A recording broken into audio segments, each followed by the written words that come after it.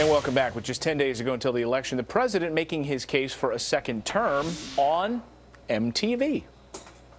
I hope every young person who's listening don't believe this idea that your vote does not matter.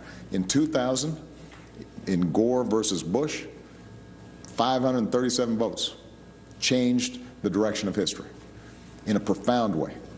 And the same thing could happen here. So the chat shows on MTV the best venue to appeal to voters. Our next guest says this is not a good sign for Team Obama. Joining us now to explain is editor-at-large of National Review Online, Jonah Goldberg. Jonah, nice to see you this morning. Hey, great to be here.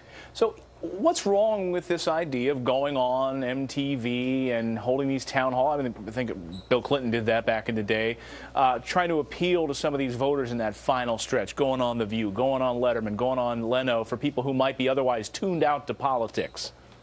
Well, I mean, that sort of gets to the point right there, right? I mean, social scientists call a lot of these people low-information voters. What they don't mention is that below low-information voters is another group called morons.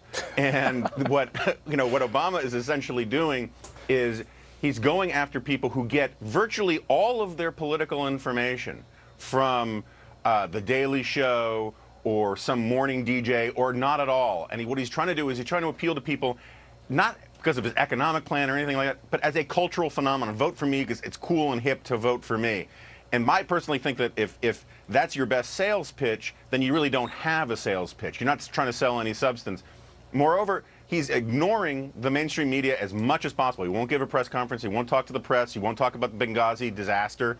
And what he's trying to do is trying to rekindle that youth vote turnout that he had in 2008.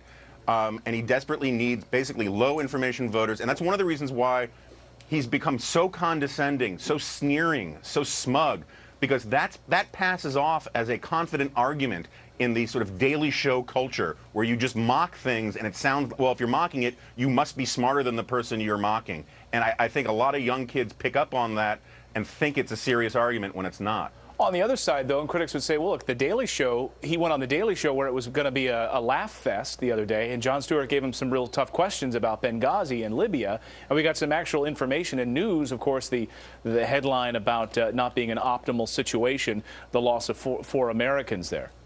Yeah, look, I mean, Jon Stewart is the best of the non-journalist news outlets, and that he does occasionally ask tough questions. I mean, saying that he's the most serious of the comedy show hosts is not a huge compliment. It's like the best Oktoberfest in Orlando, or the best gas station sushi in Alabama. So he asked some serious questions. I'm sure Obama was displeased to be asked those serious questions on those shows.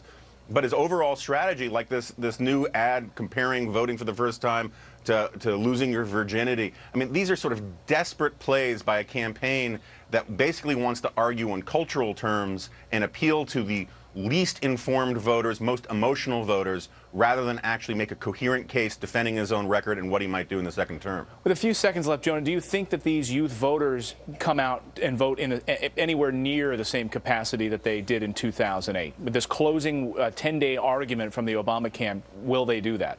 It's almost inconceivable. And I don't say this as it's just the numbers were so huge in 2008. To repeat that seems almost impossible. Jonah Goldberg, always great to see you from National Review. Thanks for coming in this morning. I'm going to try that sushi down in Alabama at that gas station sometime. Sounds delicious.